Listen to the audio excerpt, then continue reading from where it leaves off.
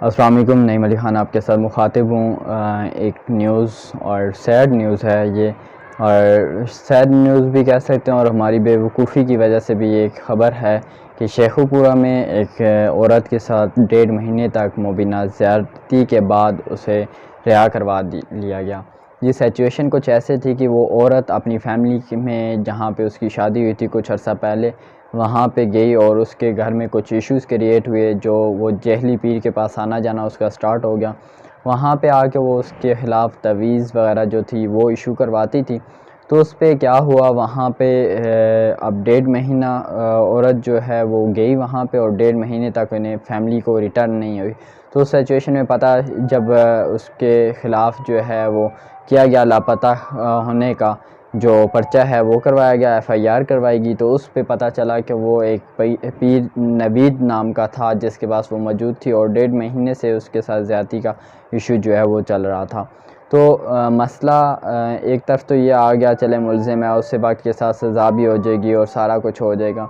لیکن یہ معاملات پیش کب آتے ہیں؟ یہ معاملات ہماری اپنی بے وقوفی کی وجہ سے پیش آ جاتے ہیں۔ اگر آپ یقین مانیں کہ اگر وہ انسان، وہ شخص، وہ کوئی بھی ہو خواہ، ٹھیک ہے، اگر وہ ذاتی طور پر اگر آپ کا مسئلہ سولو کر سکتا ہے، تویزوں سے آپ کو دولت مند کر سکتا ہے، تویزوں سے آپ کو اولاد دلوا سکتا ہے، تویزوں سے آپ کی فیملی میں جو سیٹلمنٹ ہے وہ کروا سکتا ہے، تو آپ خود سوچیں کہ وہ تویزوں سے اپنے لیے کیا کیا کر سکتا ہوگا۔ تو وہ اتنا بے وقوف ہوگا کہ وہ تویز لکھ کر وہ کسی کی دولت تو نواز سکتا ہے، کسی کو تو اولاد نواز سکتا ہے، تو وہ اپنی فیملی، اپنے گھر میں ایسا کیوں نہیں کر سکتا؟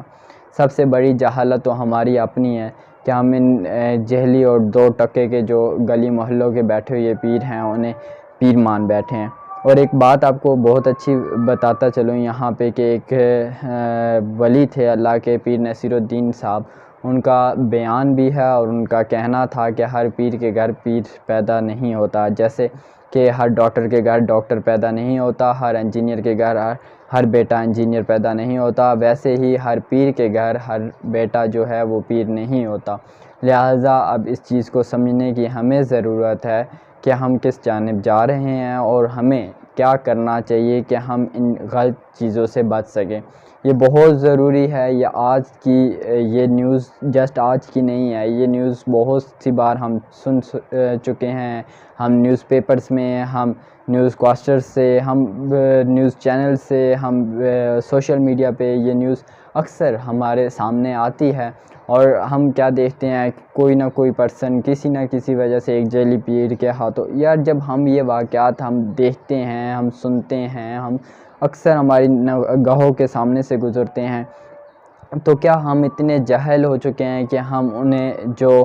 2 نمبر جو فراڈیے لوگ بیٹھے ہوئے ہیں ہم ان کی باتوں میں آ جاتے ہیں؟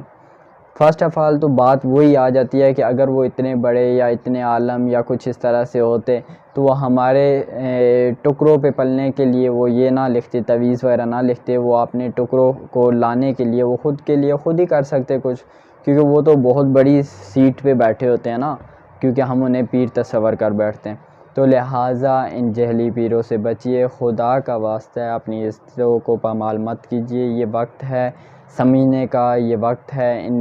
کیونکہ ہم روٹین میں یہ چیزیں دیکھتے ہیں، یا تو ایسے ہو ایک سچویشبل ایک ایسی چیز ہو جو ہمارے کبھی ہم نے دیکھی نہ ہو، ہمیں پتہ نہ ہو یا سنا نہ ہو، لیکن ہم ڈیلی دیکھنے کے باوجود بھی ہم اس کے بعد کیا ہم اسی وے پہ چلنا شروع کر دیتے ہیں، لیکن ہم یہ نہیں دیکھتے کہ یار وہ تو ہم کریں گے، اپنا گھر تو تباہ کریں گے غلط چیزوں سے، غلط روٹین سے، ٹھیک ہے، وہ سارا کچھ کریں گے، لیکن جو آپ کے ساتھ برا ہونا ہے وہ بھی آپ کو بہت جلد نظر آ جائے گا۔ تو میں سمجھتا ہوں کہ یہاں پہ جسٹ مسٹیک اگر اس پیر کی ہے تو اتنی مسٹیک اس عورت کی بھی ہے کہ جو وہاں پہ گئی اور وہ جہلی پیر کے پاس گئی اور اپنی فریادیں وہاں سے منوا رہی تھی وہ ساری سچویشنز میں۔ تو یہ جہالت ہے، اولیاء اللہ کے ہیں، ٹھیک ہے، ان کو مانیے، ان کے وسیلے سے آپ دعا مانگیے، یا ساری چیزیں ہیں ایک سائڈ پہ، لیکن یہ کبھی نہیں ہو سکتا کہ کوئی پیر، کوئی گدی نشین یا کچھ بھی اس طرح کہ وہ آپ کی جولی میں ڈائریکٹلی طور پر کوئی چیز آ کے رکھ لے، کیونکہ جو بھی ہوگا وہ تھرو آؤٹ جو ہے وہ ڈائریکٹلی طور پہ جو ہے اللہ پاک کی طرف سے ہوگا، اور اللہ پاک جب چاہتا ہے تو سب